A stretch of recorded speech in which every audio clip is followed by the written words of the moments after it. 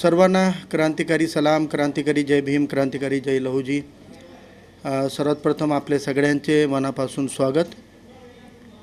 सर्वात प्रथम सर्व महामानवांना ज्यांनी ज्यांनी या देशासाठी समता आणि विवेकासाठी झटलेला आहे, त्यागलेला आहे, त्या सर्व महामानवांना आणि कॉम्रेड अण्णाभाऊ साठे यांच्या स्मृतीस विनम्र अभिवादन। आणि अण्णाभाऊ साठे यांच्या जन्मोत्सवानिमित्त, जन्मशताब्दीनिमित्त आयोजित करण्यात आलेल्या या सगळ्या व्याख्यानमालेसाठी संयोजकांचे विठ्ठल भंडारे सर आणि त्यांच्या पूर्ण टीमचे मनापासून अभिनंदन करतो की या लॉकडाऊन आणि कोरोनाच्या काळामध्ये सोशल मीडियाच्या माध्यमातून मोठ्या प्रमाणामध्ये वैचारिक देवाणघेवाण हे वाढावी, वैचारिक भूक भागावी, यासाठी चांगली मेजवानीचं आयोजन त्यांनी केलेलं आहे। त्यासाठी त्यांचे मनापासून अभिनंदन।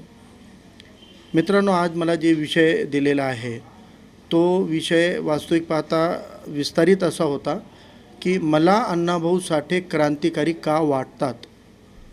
म्हणजे एक सामाजिक पुरोगामी चळवळीचा कार्यकर्ता म्हणून मुस्लिम समाजात जन्मलो, संगोपन झालेला आहे, सर्व इतर समाजाच्या लोकांसोबत वावरत आहे, इतर घटकांसोबत चांगलं एक संबंध आहे आणि सर्व भारतीय संस्कार घडीत झालेला असा एक कार्यकर्त्याला अण्णाभाऊ साठे हे क्रांतिकारी का वाटतात, हा मूळ विषय आहे। आणि या विषयाच्या अनुषंगानं मी माझे काही अनुभव आणि माझ्या काही भावना इथं व्यक्त करणार आहे। अपेक्षा करतो की तुम्हाला या एकूण व्हिडिओमधून किंवा या सगळ्या बोलण्यातून काहीतरी असा बोध होईल जे तुम्हा आणि मला दोघांनाही काहीतरी वेगळं शिकण्यासाठी प्रेरित करेल। अण्णाभाऊ साठेंचा सर्वांगी जे वाङ्मय आहे, लिखाण आहे आणि एकूण आयुष्य आहे, त्याच्या अनुषंगानं आपल्याला काहीतरी एक वेगळ्या दृष्टीनं बघण्यासाठी प्रेरणा मिळेल, याचे प्रयत्न आपण करूया। आणि नक्कीच या सगळ्या वक्तव्याला एकतर्फी न ठेवता आपण दुतर्फी करू शकतो।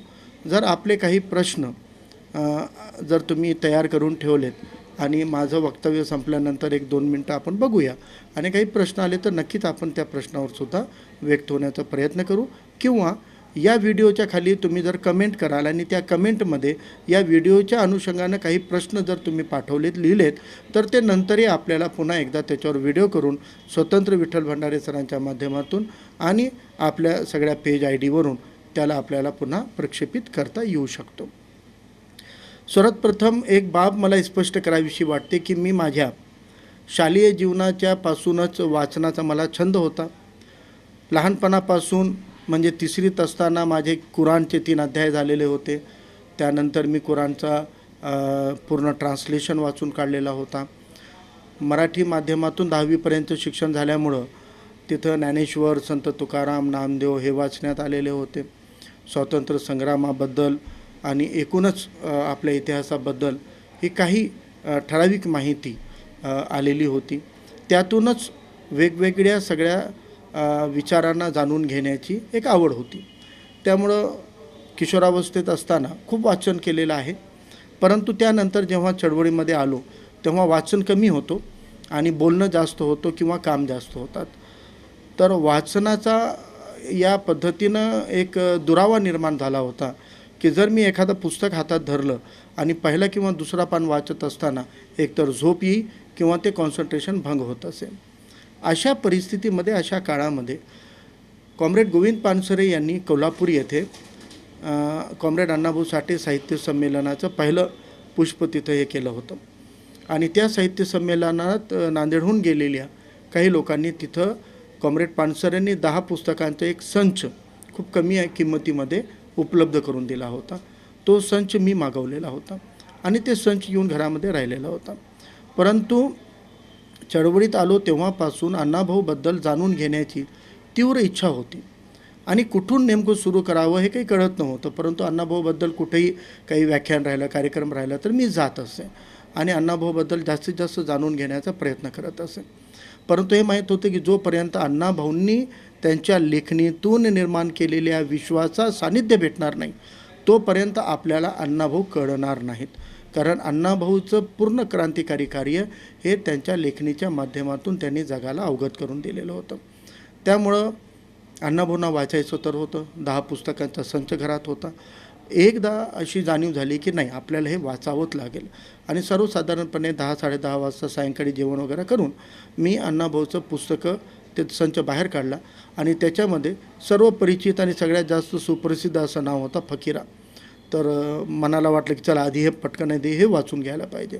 आणि मी फकीरा हे पुस्तक उघडलं. उघडल्यानंतर जेव्हा मी परिचयापासून या पुस्तकाला वाचन सुरू केलं, तर मी वाचत राहिलो आणि इतकं त्या फकीरामध्ये मी म्हणता येऊ शकते की बुडून गेलो की मला ते सगळं वाचत असताना एका वेगळ्या विश्वामध्ये मी गेलेलो आहे आणि मी माझं स्वतःचं भान हरवलेलं आहे. या पद्धतीनं मी एकाग्रतेनं त्या पुस्तकामध्ये बुडून गेलो होतो. आणि हे होत असताना मला थोडंसं काही आपल्या ज्या नैसर्गिक आवश्यकता असतात, लघुशंका वगैरे, ही जाणीव होत होती की आपल्याला जायला पाहिजे. परंतु नाही जाता येईल, एवढं आपण कंप्लीट करू, इतकं पान होऊ द्या. आणि चक्क मला आश्चर्याचा धक्का वाटला जेव्हा माझ्या कानावर अजान ऐकू आली. आणि तेव्हा मी माझी नजर एकदम भिंतीवरच्या घड्याळावर टाकली, तर सकाळचे 4:30-5 वाजले होते.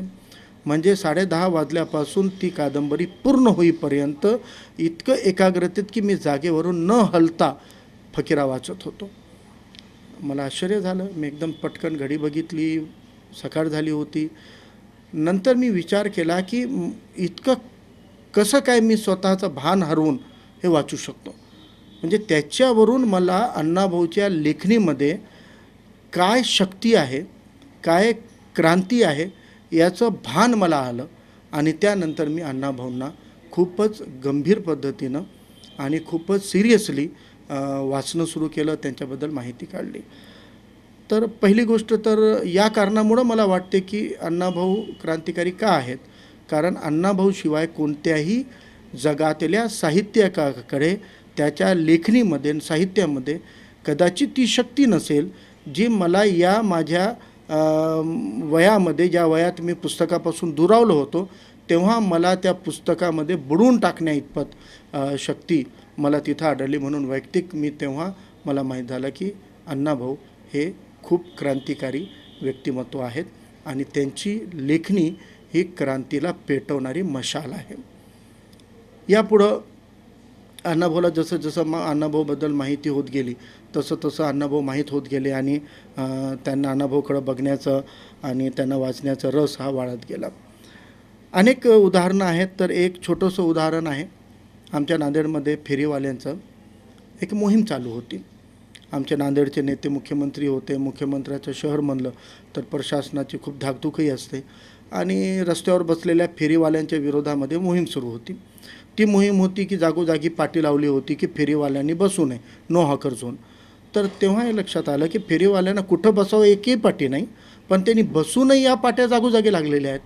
तर ही सगळी कारवाई बघत असताना अनेक लोकांचे, अनेक आमच्या पत्रकार मित्रांचे असे मत होते की खरंच आहे ना बाबा, कुठेही उठलं की फेरीवाले बसतात, त्यांना कुठेही बसायला नको, नो फेरीवाला राहायला पाहिजे. तेव्हा एक प्रश्न आला की मग नो फेरीवाला सगळीकडे आहे तर फेरीवाला कुठं राहायला पाहिजे. आणि तेव्हा त्याच्यात जे काही गाड्यावाल्यांनी एक बंड पुकारला, 1-2 ठिकाणी गाडेवाल्यांनी प्रशासनासोबत भिडले, लढले आणि त्यांनी या अत्याचाराच्या विरोधामध्ये उभे राहिलेत. तेव्हा जाणीव झाली की हे जे गाडेवाले आहेत हे दबलेले आहेत, हे आर्थिक सामाजिकरित्या खूप कमकुवत आहेत, कमजोर आहेत आणि हे अत्याचार त्यांच्यावर इतक्या पद्धतीनं प्रशासनानं केलं की या विरोधामध्ये त्यांच्या मनामध्ये बंड आलं. आणि ते बंडामधला कॅरेक्टर किंवा ते बघून मला आठवलं की हे अण्णाभाऊचा नायक आहे. आणि तेव्हा त्या कार्यकर्त्यांना बळ देऊन आम्ही त्या फेरीवाल्यांच्या प्रश्नाची सामाजिक लढाई सुरू केली आणि त्या लढाईला यश आलं. 15 दिवसाच्या आत, 60 दिवसासाठी सुरू झालेली मोहीम 15 दिवसाच्या आत बंद पाडून जिल्हा प्रशासनाला आधी फेरीवाला झोन निश्चित करा, नंतरच नो फेरीवाला झोन करा, हे त्यांना पटवून देण्या इतपत आणि ते माघार घेण्या इतपत त्या लढाईला जोर मिळाला. आणि तो जोर मिळण्यामागं कुठंतरी अण्णाभाऊंनी रंगवलेल्या त्यांच्या साहित्यामधल्या जे चारित्र्य आहेत, जे हिरो आहेत, त्या हिरोंच्या कल्पनेमधून हे शक्य झालं होतं. म्हणजे प्रॅक्टिकली अण्णाभाऊंनी जे बंडाचा मार्ग दिलेला आहे की आपल्यावर होणाऱ्या अन्यायावर रडण्याचं काम करायचं आहे की बंड करून लढण्याचं काम करायचं आहे, हे प्रॅक्टिकल सेन्समध्ये आम्ही अनुभवलं आणि ते आमच्यासोबत पूर्ण कष्टकऱ्यांनी फेरीवाल्यांनी अनुभवलं. जेव्हा रडण्याचा मार्ग सोडून लढण्याचा मार्ग स्वीकारलं तेव्हा प्रशासनाला नोंद घ्यावी लागली आणि प्रशासनाला ते प्रश्न मिटवावं लागलं. म्हणून अण्णाभाऊ मला क्रांतिकारी वाटतात. अण्णाभाऊबद्दल एक खूप प्रचलित अण्णाभाऊचे साहित्य असे आहेत, पण एक आंदोलन खूप प्रसिद्ध आहे. जेव्हा या देशामध्ये ब्रिटिशांच्या विरोधामध्ये आंदोलन सुरू होतं, क्रांती सुरू होती किंवा स्वातंत्र्य संग्राम ज्याला म्हणता येईल ते सुरू होतं, तेव्हा ब्रिटिशांपासून आपल्याला मुक्त व्हायचं आहे हे सर्व भारतीयांचं मत होतं, याबद्दल दुमत नाही. परंतु ब्रिटिश गेल्यानंतर काय हा विचार करणारे फक्त 3 प्रमुख पुढारी आपल्याला दिसून येतात. त्यामध्ये ज्या पद्धतीनं विश्वरत्न डॉक्टर बाबासाहेब आंबेडकरांनी ब्रिटिशांसोबत सुरू असलेल्या लढ्यामध्ये सहभागी होत असताना त्यांनी परकीयांसोबतच्या लढाईच्या सोबतच स्वकीयांसोबतच्या लढाईला पण तेवढंच किंबहुना त्यापेक्षा जरा जास्त महत्त्व दिलं आणि ते म्हणले होते की गुलाम भारतामध्ये माझ्या समाजाची जी अवस्था आहे ती स्वतंत्र भारतामध्ये तशीच राहणार आहे की आम्हाला पण सामाजिक गुलामीतून पण हे राजकीय स्वातंत्र्य आहे की आम्हाला सामाजिक गुलामीतून पण स्वातंत्र्य मिळणार आहे. हा मुद्दा, हा प्रश्न एकदम प्रखरपणे डॉक्टर बाबासाहेबांनी मांडला होता. म्हणजे बाबासाहेबांचं जे मत होतं की फक्त ब्रिटिशांपासून मुक्त होणे हे मुक्ती नाही आहे, हे स्वातंत्र्य नाही आहे, हे एक पॉलिटिकल कॉम्प्रोमाइज आहे, हे एक राजकीय समझोता आहे, पण याच्यातून मुक्ती होणार नाही, स्वातंत्र्य मिळणार नाही. याच पद्धतीचा एक विचार क्रांतिकारी शहीद भगतसिंग यांचा होता. शहीद भगतसिंग यांनी आपल्या टीमशी चर्चा करताना, रणनीती आखताना एकदा सहजपणे बोलून दाखवलं की कॉम्रेड आझादी हमारा मकसद नाही आहे. तेव्हा सगळे त्यांचे सहकारी अचंबित झाले, आश्चर्याचा धक्का बसला सगळ्यांना. की अरे असं कसं म्हणताय तुम्ही, बघा तुम्ही हे काय म्हणताय, आपण तर स्वातंत्र्यासाठी लढायला आणि तुम्ही म्हणतायत की आझादी हमारा मकसद नहीं है. तर तेव्हा भगतसिंगांनी विस्तृतपणे मांडणी केली होती कि सिर्फ आज़ादी हमारा मकसद नहीं है, सिर्फ गोरों को भगा देना हमारा मकसद नहीं है, लेकिन गोरों को भगाने के बाद जो भारत होगा, जो देश होगा, वो समाजवाद के आधार पर, वो समाज के हितों के आधार पर और वो मेहनतकश किसान मजदूरों के सत्ता वाला भारत होना चाहिए, उनकी सत्ता रहे ऐसा भारत होना चाहिए और उनके लिए सत्ता रहे ऐसा भारत होना चाहिए. ऐसे भारत की कल्पना मैं करता हूँ. इसलिए हमको सिर्फ अंग्रेज़ों के विरोध में नहीं तो अपने देश के अंदर की गलत रूढ़ी और परंपराओं के खिलाफ भी एकजुट होना पड़ेगा. धर्म जाति के आड़ में जो शोषण व्यवस्था हो रही है उसके विरोध में भी हमको खड़ा होना पड़ेगा. हा विचार शहीद भगत सिंगचा होता. त्याच पद्धतीनं सेम टू सेम हाच विचार आपल्या कृतीमधून अण्णाभाऊ साठेंनी 15 ऑगस्टला भारताला स्वातंत्र्य मिळालं, गाजावाजा झाला, सगळीकडं साखर लाडू वाटप सुरू झाले. आज़ाद हो गए, आज़ाद हो गए, आज़ादी मिल गई, आज़ादी मिल गई नारे होऊ लागले, सगळे राजकीय समारंभ होऊ लागले. सामाजिक स्तरावर जे मोठे धनाढ्य होते त्यांनी साखर वाटपाचे कार्यक्रम घेऊ लागलेत. तशा परिस्थितीमध्ये, त्या वातावरणामध्ये एक नारा मुंबईच्या रस्त्यावरून, एक मोर्चा मुंबईच्या रस्त्यावरून समोर आला होता. आणि या मोर्चाच्या अनुषंगाने जर कोणी प्रश्न उपस्थित करत असेल तर मला त्यांना सांगावं वाटते की हा वृत्तपत्रामध्ये छापलेला फोटो आणि बातमीसुद्धा उपलब्ध आहे. गुगलवर सर्च करा, फक्त तुम्ही इतकं टाका, यह आज़ादी झूठी है, देश की जनता भूखी है. हा नारा तेव्हा अण्णाभाऊ साठेंनी आणि अमर शेख यांनी दिला होता. आणि त्यांनी पूर्ण गिरणी कामगारांचा एक मोठा मोर्चा हा बॅनर समोर घेऊन मुंबईमध्ये काढला होता. म्हणजे जे डॉक्टर बाबासाहेब आंबेडकरांनी आपल्या लढ्यातून समोर आणलं होतं, जे शहीद आझमनी आपल्या तत्त्वज्ञानातून समोर आणलं होतं, तो विचार अण्णाभाऊंनी प्रत्यक्ष कृतीतून रस्त्यावर उतरून आंदोलनाच्या स्वरूपामध्ये समोर आणलं की ये आज़ादी झूठी है, देश की जनता भूखी है. आणि ती जी भूक होती, ती भूक म्हणजे फक्त पोट भरणारं भाकर नाही आहे. ती भूक म्हणजे स्वातंत्र्याशी निगडीत प्रत्येक वळणावर आम्हाला मुक्ती हवी. आमची भूक भागली पाहिजे. आमच्या भुकेचं प्रश्न, आमच्या अस्तित्वाचा प्रश्न हा मिटला पाहिजे. या मानसिकतेतून अण्णाभाऊंनी तो मोर्चा काढला होता. तो फक्त 2 वेळची भाकर मागण्यासाठी मोर्चा नव्हता. तो फक्त पेट भरण्यापुरतं अन्नधान्य किंवा राशन किंवा कुपनावरचं राशन मागण्यासाठी, राशन कार्ड मागण्यासाठी तो मोर्चा नव्हता. त्या मोर्चामधल्या ये आज़ादी झूठी है, देश की जनता भूकी है, याला विस्तृतपणे आपल्याला समजून घ्यावं लागणार आहे. अण्णाभाऊ कोणत्या भुकेबद्दल बोलत आहेत? अण्णाभाऊ ज्या भुकेबद्दल लिहित आले, ज्या विषमतेबद्दल लिहित आले की आमच्या हाताचं आमचा घास आणि आमच्या अस्तित्वाचं, आमचा हक्क अधिकाराचं स्वातंत्र्य हिरावून घेणारी जी विषमता आहे, ती विषमता केवळ इंग्रज जाण्यामुळं संपलेली नाही, तर ती विषमता अजून ताकदीनं इथं चालू होणार आहे.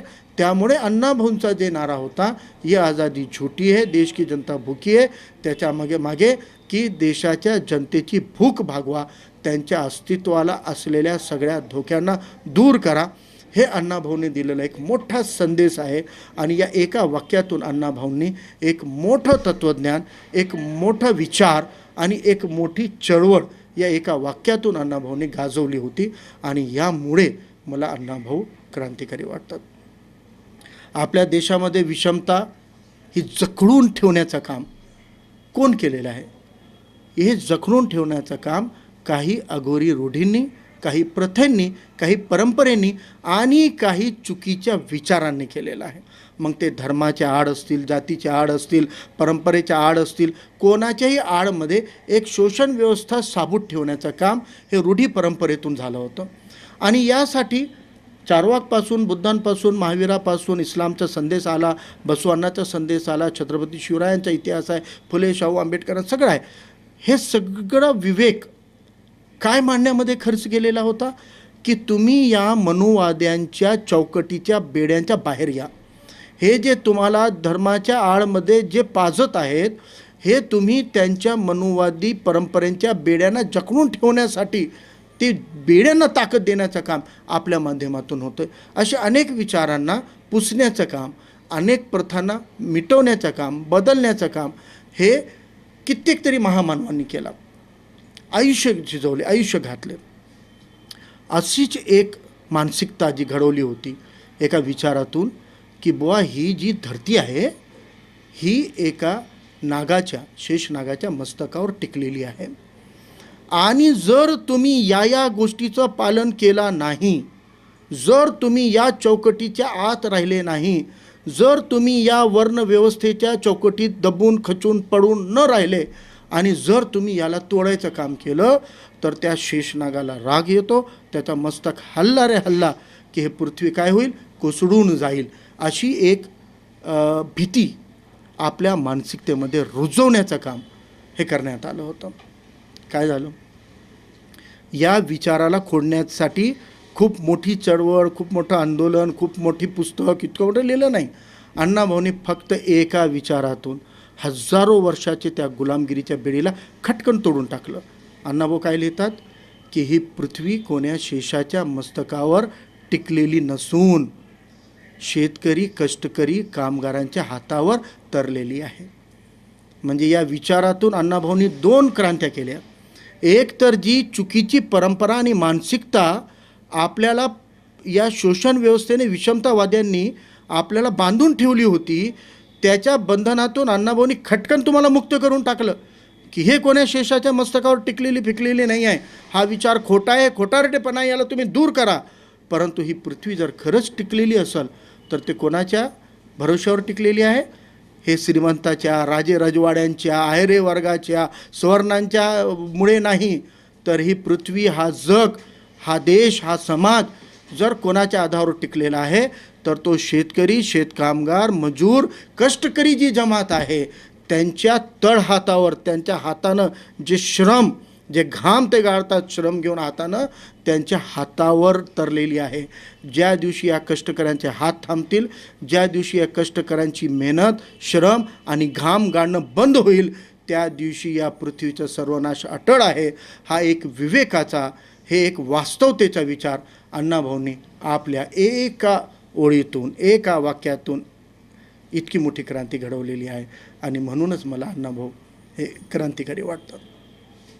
अजून एक मुद्दा आहे जे आपण चर्चेमध्ये आणला पाहिजे, की जेव्हा अण्णाभाऊ साठेंनी, अण्णाभाऊ डाव्या विचारांचे होते, त्यांच्या विचारांवर मार्क्स लेनिनचा प्रभाव होता, हे काही लपवण्याची गोष्ट नाही आहे, सर्वश्रुत आहे, आपण ते मान्य करायला पाहिजे. कारण इतिहासामधल्या ज्या गोष्टी एखाद्या व्यक्तिमत्वाच्या जडणघडणीवर परिणाम करणाऱ्या राहतात, त्यांना जर आपण मिटून टाकलं तर आपल्याला त्यांच्या त्या विवेकाचं सोर्स जर संपवलं तर त्यांना एक वेगळं रूप देण्याचं काम होऊ शकतो. आपल्या देशामध्ये हे झालेलं आहे की विवेक मांडणाऱ्यांना अमक्या तमक्याचा अवतार होता म्हणून त्याला मग एक वेगळ्या वळणावर नेतात आणि त्यांचं मूळच संपून टाकतात. छत्रपती शिवरायांचं कर्तृत्व हे त्यांच्या मनगटीचं कर्तृत्व आहे. हे जर लोकांना अमान्य करायचं तर ते अमान्य करण्यासाठी काय करायचं, मग त्यांच्या तलवारीच्या सोबत काहीतरी जोडून द्यायचं आणि ते यश त्या तलवारीला द्यायचं, कारण ती तलवार अमुक सोर्सनं आलेली होती. या पद्धतीचे जे एक खूप षडयंत्र हे होत असतात. या षडयंत्रांना केव्हा पडतो माणूस, जेव्हा आपल्याकडं इतिहासामधले वास्तव जर हे आपण लपून टाकले किंवा हरवून टाकले तर संधी भेटते त्या लोकांना हे विकृती आणण्यासाठी. म्हणून आपण ते मान्य करायला पाहिजे, जे वास्तव आहे ते मान्य करायला पाहिजे. आणि या विचारामुळं अण्णाभाऊंचं विवेक, अण्णाभाऊच्या विचाराचं परखडपणा, अण्णाभाऊच्या विचारामधली क्रांतिकारी तत्त्व हे आपल्याला दिसून येतात की त्यांनी कधी भावनिक आणि आस्थेच्या आळमध्ये सहन करून घेण्याला कधीच महत्त्व दिलं नाही ना. अण्णाभाऊंनी नेहमी एकदम परखडपणे मांडणी केलेली आहे. अण्णाभाऊंनी या खोट्या परंपरांना बदलण्याचं काम केलेलं आहे. आपल्याला सांस्कृतिक पद्धतीनं आपल्याला काय शिकवण्यात आलं होतं की ठेविले तैसीच अनंत राहावे, म्हणजे जसं नशिबानं आपल्याला ठेवलेलं आहे, जसं या जे काही विचार धर्म आहे वगैरे यांनी जे ठेवलेलं आहे तसंच राहा, आहे त्या परिस्थितीमध्येच जगा, गुलाम आहात तर गुलामच राहा, बेड्यामध्ये जखडूनच राहा, हे त्रास हे शोषण सहन करा, आहे ठेवले जसं ठेवलं तुम्हाला तसंच राहा, हा ठासून आपल्याला विचार भरण्यात आला होता. बरोबर आहे की नाही. तर अण्णाभाऊंना हे मान्य होतं का? ठेविले तैसीच्या नंतर हवे अण्णाभाऊला मान्य होतं का? अण्णाभाऊच्या लेखणीच्या कोणत्या तरी एका वाक्यातून, एका शब्दातून, एका अक्षराच्या माध्यमातून तरी तुम्ही सांगू शकता का की अण्णाभाऊला 1% तरी, 100पैकी 1% तरी ठेविले तैसीच्या नंतर हवे मान्य आहे का? जर ते मान्य आहे तर मग अण्णाभाऊचं साहित्य एकदम या विचाराच्या विरोधात आहे.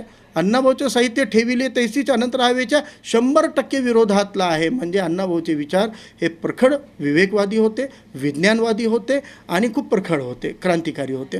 आणि त्यांनी या रूढी परंपरेला फाटा देण्याचं काम केलेलं आहे आणि याला बगल देण्याचं काम केलं आहे आणि त्याला पर्याय दिलेला आहे. लढण्याचा पर्याय दिलेला आहे, बंड करण्याचा पर्याय दिलेला आहे, संघर्ष करण्याचा पर्याय दिलेला आहे.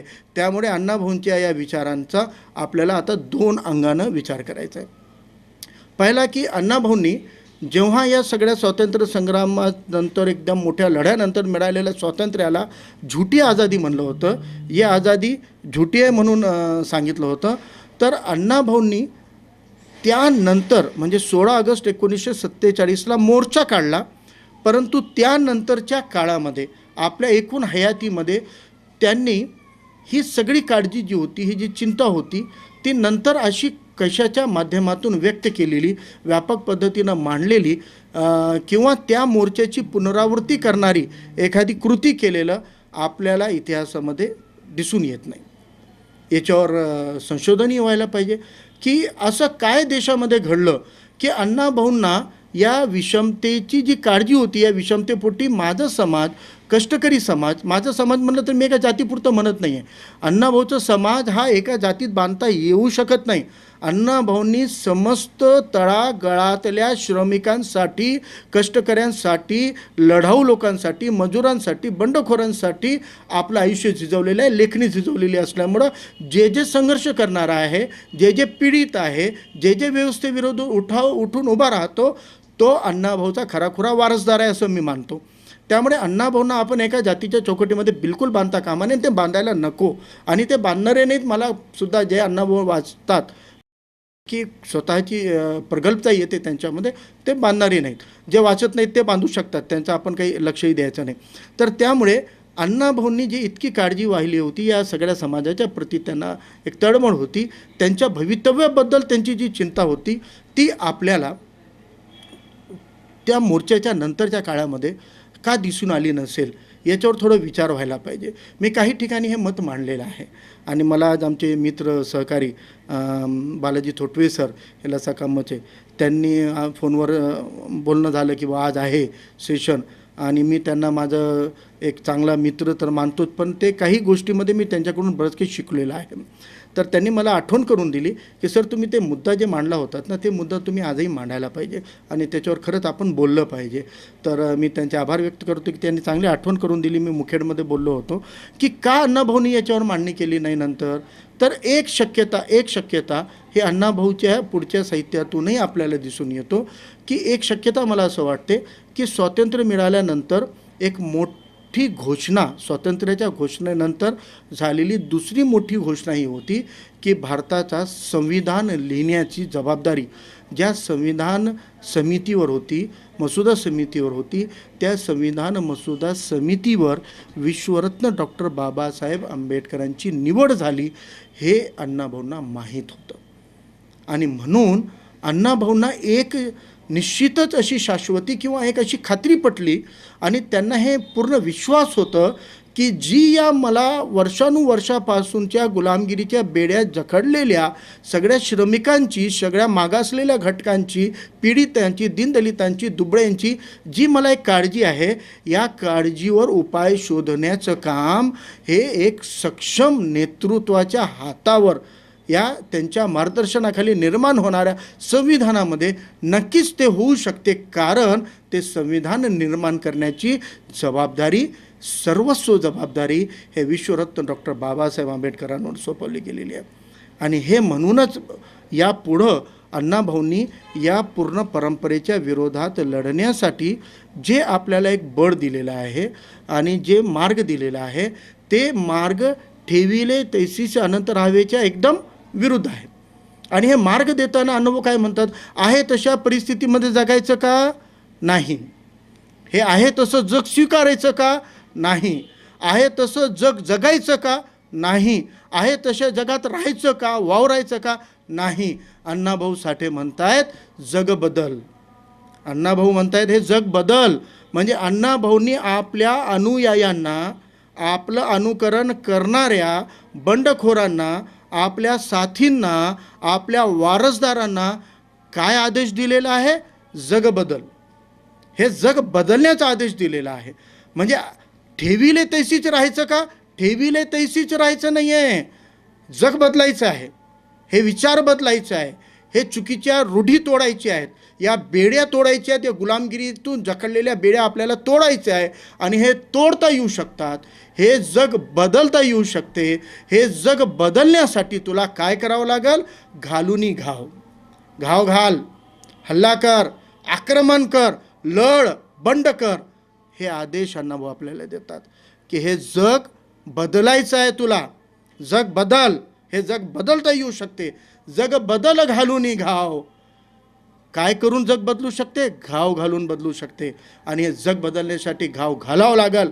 पण हे घाव कसं घालणार, कोणत्या हत्यारातून घालणार, शस्त्र कोणता राहणार आहे ते घाव घालण्यासाठी, कोणतं तत्त्वज्ञान राहणार आहे ते घाव घालण्यासाठी, त्याच्यासाठी मार्ग काय आहे, महामार्ग काय आहे, ते अण्णाभाऊंनी सोबत जोडलेलं आहे की जग बदल घालूनी घाव, सांगून गेले मज भीमराव. हे मला कोण सांगून गेलेले आहेत, भीमराव सांगून गेलेले आहेत. म्हणजे विश्वरत्न डॉक्टर बाबासाहेब सांगून गेलेले आहेत हे जग बदलता येऊ शकते आणि हे जग तुला बदलायचं आहे. आणि हे जग बदलण्यासाठी तुला घाव घालायचा आहे. आणि हे घाव घालण्याचा महामार्ग आहे आंबेडकर. हे महामार्ग आहे आंबेडकरवाद. हा मार्ग आहे आंबेडकरवाद, बाबासाहेब आंबेडकरांनी दाखवलेला मार्ग.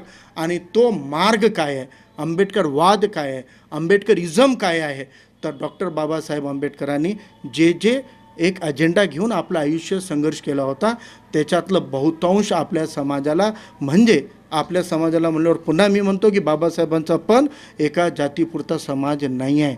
या देशामध्ये प्रत्येकाला सन्मानानं जगण्याचा अधिकार मिळवण्याची लढाई डॉक्टर बाबासाहेबांनी लढली होती. आणि ज्या बहुसंख्येमध्ये असलेल्या बहुसंख्यक बहुजनांना जगण्याचं किंवा सन्मानानं जगण्याचा अधिकार नव्हता, त्यांचा लढा डॉक्टर बाबासाहेबांनी लढलेला एका जातीपुरता नाही. म्हणून डॉक्टर बाबासाहेब आंबेडकरांनी सन्मानानं जगण्याचं जे जे त्याच्यासाठी आवश्यक आहेत त्या सगळ्या तरतुदी संविधानामध्ये केलेल्या आहेत. आणि बाबासाहेब आपल्याला जर शोधायचे आहेत, बाबासाहेबांचं जीवन, त्यांना हवं असलेलं देश, त्यांच्या संकल्पनेमधला समाज, हे जर आपल्याला निर्माण करायचं आहे तर हे आपल्याला पहिलं कुठं शोधावं लागेल तर या सगळ्या संघर्षाचं सार हे भारतीय संविधान, भारतीय राज्यघटनेमध्ये आहे. या राज्यघटनेमध्ये बाबासाहेबांनी काय केलेलं आहे, म्हणजे अण्णाभाऊंनी का म्हणलं सांगून गेले म्हणजे भीमराव, डॉक्टर बाबासाहेबांनी अण्णाभाऊला काय सांगितलेलं आहे, तर या संविधानामधलं सगळ्यात मोठं क्रांतिकारी आहे समतेची वागणूक. आमच्यासोबत समान दृष्टिकोनातून बघलं गेलं पाहिजे. या देशामध्ये आमच्यासोबत होणारी वागणूक ही समान असायला पाहिजे. या समतेसाठी डॉक्टर बाबासाहेबांनी जे काही प्रोव्हिजन संविधानामध्ये केलेले आहेत ते समतेचा अधिकार मिळवण्याचा मार्ग, ते शस्त्र आहे आपलं. या देशामध्ये सन्मानानं जगायचं असेल तर आपल्याला समतेसाठी लढावं लागणार आहे. या संविधानाच्या बळावर, संविधानाच्या मूल्यांच्या आधारावर, संविधानातल्या तरतुदीच्या आधारावर आपल्यावरच्या समतेचा अधिकार आपल्याला सोडायचा नाही आहे. हे बाबासाहेबांनी सांगितलेलं आहे. बाबासाहेबांनी दुसरं काय म्हणलेलं आहे याच्यामध्ये, बाबासाहेबांनी जे स्वातंत्र्य दिलेलं आहे व्यक्तीला, ते काय दिलेलं आहे, आपला रोजगार, आपलं उदरनिर्वाहाचा मार्ग निवडण्याचं स्वातंत्र्य दिलेलं आहे. म्हणजे भारतामध्ये संविधान लागू होण्यापूर्वी जे अघोषित संविधान लागू होतं त्या अघोषित संविधानानं त्या रूढी परंपरे वर्णव्यवस्थेच्या आडमध्ये आपल्याला ठरवून दिलेल्या कामालाच करावं लागायचं. ठरवून दिलेल्या कामाच्या शिवाय तुम्हाला इतर रोजगाराचे माध्यम, इतर काम तुम्ही निवडू शकत नव्हते, करू शकत नव्हते. आणि हे करून देण्याचं स्वातंत्र्य आपल्याला संविधानाच्या माध्यमातून बाबासाहेबांनी दिलं. की आज जर एखाद्या मेहतर किंवा भंगीच्या घरामध्ये घाणीशी जोडलेलं काम करणारा व्यक्ती असेल तर त्याच्या मुलाला ते काम करण्याचं अघोषित आरक्षण राहणार नाही, अघोषित बंधन राहणार नाही, अघोषित त्या काळच्या मनुस्मृतीच्या संविधानातली सक्ती राहणार नाही. तर त्याला त्या मार्गातून मुक्ती देण्यात आलेली आहे आणि तो शिक्षण घेऊ शकेल, समान या जगामध्ये वागणुकीसाठी झटू शकेल आणि त्याला आवड आहे त्या त्या व्यवसायामध्ये तो जाऊ शकतो. म्हणजे तो बांधील की त्याच्यावर बंधनं राहणार नाहीत. हे स्वातंत्र्य जे मिळवून दिलेलं आहे हे विषमतावादी व्यवस्थेला लावलेली मोठी चपराक आहे, मोठी चपराक आहे. सन्मानानं जगण्याचा अधिकार हे एका वाक्यापुरता नाही आहे, याच्यासाठी अनेक गोष्टी आहेत. अनेक गोष्टी, आपलं अस्तित्व स्वीकारायला पाहिजे, आपलं सामाजिक सन्मान व्हायला पाहिजे, आपल्याला आर्थिक संधी समान भेटली पाहिजे, आपल्याला राजकीय संधी समान भेटली पाहिजे. स्वातंत्र्य हा फक्त राजकारणापुरतं मर्यादित नसतो. म्हणजे आपल्याला आणि स्वर्णांना एकमताचा अधिकार आहे म्हणूनच समता आली असं कोणी मानत असेल तर नाही, हे आहेच. पण याशिवाय राजकीय समतेला जोपर्यंत सामाजिक, आर्थिक आणि शैक्षणिक समता, समान वागणूक, समान संधी हे आपल्याला भेटणार नाही तोपर्यंत खरा स्वातंत्र्य आपल्याला मिळणार नाही. स्वातंत्र्य, समता, बंधुत्व आणि न्याय या 4 मूल्य जे आहेत हे संविधानाचं सार. आणि हे सार, या 4 मूल्यांसाठी झटा, लढा, घाव घाला हे आपल्याला अण्णाभाऊ सांगत आहेत. म्हणजे कदाचित अण्णाभाऊंना एक शाश्वती झाली की आता संविधान निर्मितीचं काम बाबासाहेब करत आहेत, नक्कीच ते याच्यातून मार्ग काढतील आणि जी भूक आहे समाजाची ती भूक भागवण्याचं एक नियोजन संविधानाच्या माध्यमातून बाबासाहेब करणार आहेत. म्हणून अण्णाभाऊंनी आपल्याला सांगितलेलं आहे की जग बदल घालून निघाव, सांगून गेले म्हणजे भीमराव. परंतु आज वास्तवात काय होतं आहे, आज जातीपातीचं, धर्माच्या आड, जातीच्या आड, पोट जातीच्या आड आपण ज्या परंपरामध्ये स्वतःला जकडून ठेवलेलं आहे तर आपण कोणाला जिंकवत आहोत. जर विवेकाच्या आणि विषमतेच्या रेसमध्ये विवेकाला जर आपल्याला विजयी करायचं असेल, विवेक मांडणाऱ्या महामानवानं विजयी करायचा असेल, तर विषमतावादी विचारांना तिलांजली द्यावी लागेल. डॉक्टर बाबासाहेबांनी, अण्णाभाऊंनी जाती अंताचा लढा सुरू केलेला आहे. त्यांनी म्हणले की जात, पोटजात, धर्मभेद हे संपुष्टात आणा. एकमेकाच्या समाजामध्ये रोटीबेटी व्यवहार व्हायला पाहिजे. एकमेकाच्या समाजामध्ये चांगले संबंध निर्माण व्हायला पाहिजे. आपण विसरून गेलं पाहिजे की ज्या जातीच्या स्ट्रक्चरमधून आपल्यावर शोषण झालेलं आहे, ते स्ट्रक्चर कायम ठेवण्यामध्ये काय रस आहे आपल्याला? का आपण ते कायम ठेवतोय? धर्मांतर्गत जे जात आहेत आणि जातीच्या अंतर्गत ज्या पोटजाती आहेत, यांना जिवंत ठेवून आपण काय सिद्ध करत आहोत? या महामानवांच्या विचारांना आपल्याला जिंकवायचं आहे, ते आपल्या जीवनामध्ये आत्मसात करायचं आहे की आपल्याला या महामानवांना हरवायचं आहे. हा विचार तुम्हाला आणि मला नक्की करावा लागेल. कोण काय करतंय हे आपण खूप चांगलं सांगू शकतो, पण आपण आपल्या वैयक्तिक जीवनामध्ये हे करणार आहोत की नाही? मी माझ्या मुलीचं लग्न करताना ते कोणत्या जाती आणि पोट जातीतले आहेत हे जर बघणार आहे, तर मी या महामानवांच्या विचारांना तुडवण्याचं काम करतोय. मी महामानवाचा अवमान करतोय. आज जर कोणी आपल्या महामानवाबद्दल बरं शब्द काढला तर आपल्याला सहन होत नाही. आपण रस्त्यावर उतरतो, आपण पेटवून टाकतो पूर्ण. आणि आपण स्वतःहून काय करायलो? त्यांच्या पूर्ण आयुष्यामध्ये त्यांनी जाती अंतासाठी झटलेले होते आणि आपण या महामानवांना पोट जातीपुरतं मर्यादित करतो, जातीपुरतं मर्यादित करतो. दुसऱ्या जातीमध्ये घेऊन जाताना कंडिशन लावतो की तुम्ही आमच्या महामानवाचं काय आधी केलं दाखवा, मग आम्ही तुमच्या महामानवाला स्वीकारू. हे कुठून आलं आहे? या सगळ्यांमध्ये आहे का भेद? अण्णाभाऊंनी किती प्रगल्भतेनं, विशालतेनं हे गोष्ट आपल्याला सांगून गेलेले आहेत की जग बदल घालून निघालं सांगून गेले म्हणजे भीमराव. काय स्थान आहे बाबासाहेबांचं अण्णाभाऊंच्या पूर्ण एकूण याच्यामध्ये, हे आपण समजणार आहोत की नाही? अण्णाभाऊबद्दल आपण बंदिलकी, बाबासाहेबाबद्दल आपण एक बंदिस्तपणा का स्वीकारतोय, हे आपल्याला कुठंतरी विचार करायला भाग पडणार आहेत. आणि हे विचार करण्यासाठी जर आपण अण्णाभाऊंना समजून, त्यांच्या लेखणीच्या क्रांतीला समजून जर आपण वागलो, तर आपल्याला अण्णाभाऊंना क्रांतिकारी सिद्ध करता येऊ शकते. एकच उदाहरण दिलं की अण्णाभाऊंच्या साहित्य वाचल्यामुळं गाडेवाल्यांवर, फेरीवाल्यांवर अत्याचार होत होते आणि त्या गाडेवाल्यांपैकी काही गाडेवाले जेव्हा बंड करायला उठले, मला एकदम अनुभव आला की अरे हे तर अण्णाभाऊच्या साहित्यामधला पात्र आहे आणि याला पाहिजे, याला बळ दिलं तर नक्कीच हा बंडाच्या माध्यमातून न्याय मिळून राहील. आणि तसं फेरीवाला म्हणलं तर तुम्ही आम्ही त्यांना नाकारलेलं आहे. तुम्ही आणि आम्ही सुद्धा रस्त्यावर गाडा आलं तर त्याला चांगल्या सन्मानाच्या दृष्टीनं बघत नाही. हट रे, चल रे, बाजूला हो रे करून त्याला शिवी देतो. आपली मोटरसायकल कारच्या वेळेला रागवून त्याच्याकडे बघतो. आपण त्यांना काय वागणूक देतोय बघा. पण त्या दबलेल्या, कुचलेल्या लोकांनी, आर्थिक सामाजिकरित्या नाकारलेल्या लोकांनी, कमकुवत असलेल्या लोकांनी अत्याचाराच्या विरोधात बंड केलं, ते मला अण्णाभाऊचं पात्र त्याच्यामध्ये दिसून आलं. आपल्याला अण्णाभाऊच्या लेखणीला जिवंत दाखवावं लागणार आहे. चळवळीच्या कृतीच्या माध्यमातून उदाहरण दाखवावे लागणार आहेत आणि हे शक्य आहे. अण्णाभाऊच्या क्रांतीमध्ये, लेखणीमध्ये ते बळ आहे, ती क्रांतीची धगधगती आग आहे. परंतु आपण जाती, पोटजाती आणि धर्मांधतेच्या आडमध्ये कुठंतरी पाणी टाकून त्या लेखणीमधल्या ज्वालेला विझवण्याचं काम तर करत नाही ना, हे आपल्याला विचार करावा लागणार आहे. म्हणून मला आक्षेप नाही आहे काही, मला फक्त स्वतःहून जे ऑब्झर्व करतो तेव्हा मला दुःख होतं आहे की इतक्या प्रगल्भतेनं अण्णाभाऊने एक व्यापक पद्धतीनं कष्टकऱ्यांना या जगाची सातबारा त्यांच्या नावावर केली. जी मनुवाद्यांनी कोणत्या तरी नागाच्या हवाली केलेली होती आपली पृथ्वी, ज्याच्यावर आपला हक्क आहे, आपल्या कष्टाचा, आपल्या घामानं मिळवलेली ही टिकवलेली पृथ्वी आहे, याचा मालक कोणीतरी शेषनाग होऊन बसला होता. अण्णाभाऊंनी आपल्या विचारातून एका फटक्यामध्ये तुमच्या नावावर सातबारा करून टाकली आणि तुम्हाला आणि आम्हाला पृथ्वीचा मालक करून टाकलं की तुमच्या माझ्या तळहातावर ही पृथ्वी टिकलेली आहे. जेव्हा ही क्रांती अण्णाभाऊच्या लेखणीमध्ये आहे, तर नक्कीच आपण याच्यावर विचार करायला पाहिजे. आणि आजपासून आपण जात, पोटजात किंवा धर्माच्या आधारावर माणसाच्याकडं बघण्याचा दृष्टिकोन स्वीकारणार नाही. कोणालाही बोलत असताना त्याची जात विचारून बोलणे, त्याची जात माहीत होऊन पोटजात माहीत करून घेणे, नंतर बोलणे, हे या महामानवांसोबत केलेलं आपलं विद्रोह आहे.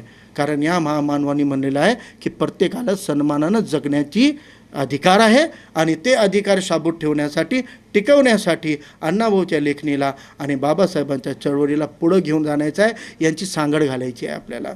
नाहीतर आपण एकीकडं मार्क्सही वाचलेला आहे, एकीकडं आपण समतेचं इस्लामचा संदेशही, बसवांनाचा संदेश, छत्रपतींच्या कृतीतून त्यांनी या सगळ्या व्यवस्थेविरोधात केलेलं बंड आपण अनुभवलेलं आहे की शूद्र राजा व्हायला नको. याला छत्रपती शिवरायांनी कशा कशा पद्धतीनं लढा देऊन एक सामाजिक बदल त्याच्यामध्ये त्यांनी करून दाखवलं होतं आणि त्यांनी स्वतःचा राज्याभिषेक करून या सगळ्यांना नमवलं होतं. हे शाहू महाराजांचं पूर्ण जीवनाचं कर्तृत्व आहे.